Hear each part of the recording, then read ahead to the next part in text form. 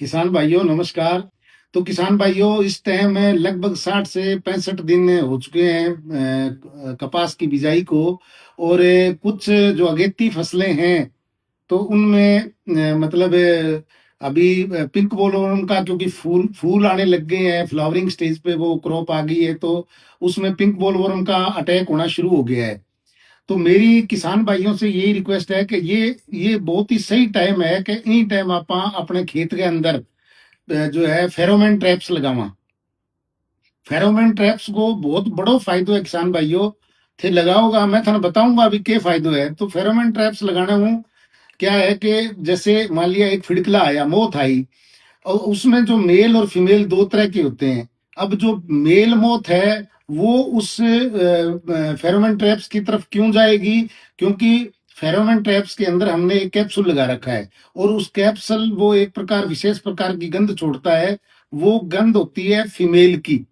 तो मेल जब जाएगा वहां घूमेगा तो उसको ऐसा लगेगा कि हाँ यहाँ फीमेल घूम रही है, तो वो वहां जा करके और घूमता घूमता उस ट्रैप के अंदर फंस जाएगा और फिर बाहर नहीं निकल पाएगा।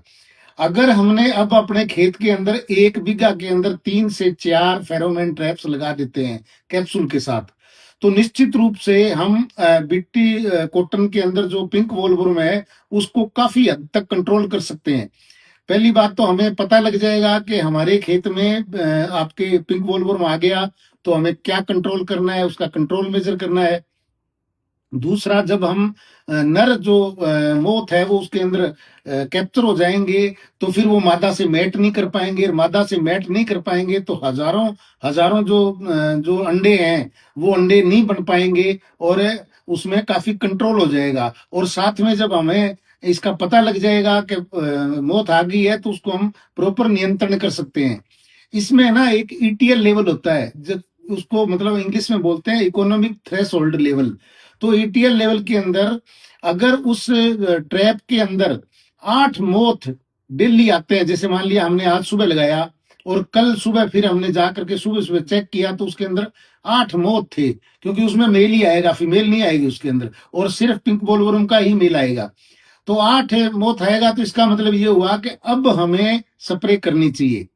इसके साथ साथ जब हम उस खेत के अंदर घूम के देखेंगे तो उसमें काफी फूल हमें नजर आएंगे, और उस फूल के अंदर अगर 10% फूल रोजेट फ्लावर की तरह बने हुए हैं। रोजेट फ्लावर का मतलब होता है कि गुलाब का फूल जो होता है ऊपर से बंद होता है, वो इस तरह से बंद होता है।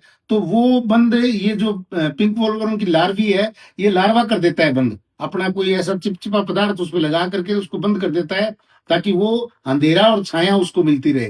तो उसको रोजेट फ्लावर कहते हैं। तो अगर 10% फूल रोजेट फ्लावर के रूप में नजर आवे तो इसका मतलब अब ईटीएल लेवल आ गया। और तीसरा, हम टिंडे उनको फोड़ करके उनको चेक करेंगे, तो लगभग लगभग जो है 5% टिंडा जगह, हरिया टिंडा जगह है वह अगर यूं प्रभावित हो होगा, तो इसका मतलब ईटीएल लेवल आ गया। तो हमें